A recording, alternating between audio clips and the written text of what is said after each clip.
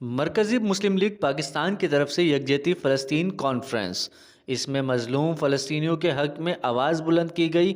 سندھ کے تمام شہروں سے عوام کی شرکت، جس میں بڑی تعداد میں خواتین، بچے، بوڑھے اور جوانوں نے شرکت کی۔ اسرائیل کے ظلم کے خلاف بھرپور نعرے بازی بھی کی گئی اور اس میں پاکستان اور سندھ کے مختلف مذہبی اور سیاسی جماعتوں نے بھی شرکت کی، اور ہر سیاسی جماعت کی طرف سے آئے ہوئے لیڈران نے اپنے اپنے موقف کا اظہار خیال کیا، اور اقوام متحدہ سے پرزور اپیل کی گئی کہ اسرائیل کی اس خونی جنگ کو فوری روکا جائے۔ انتظار علی، آواز وطن نیوز۔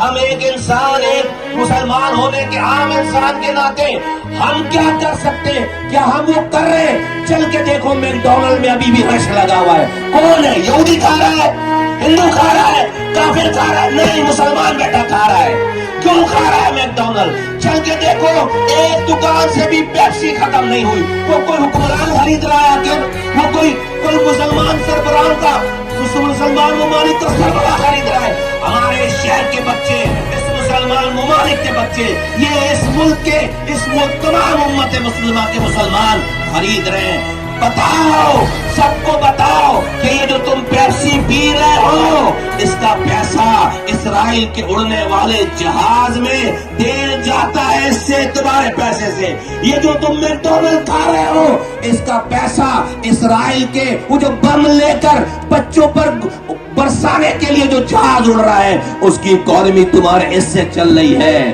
اس پیسے سے چل رہی ہے۔ قاتل آج صرف اسرائیل نہیں ہے، ہم بھی قاتل ہیں فلسطین کے بچوں کے، ہم بھی قاتل ہیں فلسطین کے بچوں کے۔ کتنی جگہوں پر دکانیں بند ہو گئی، کتنے اسٹار بکس بند ہو گئے۔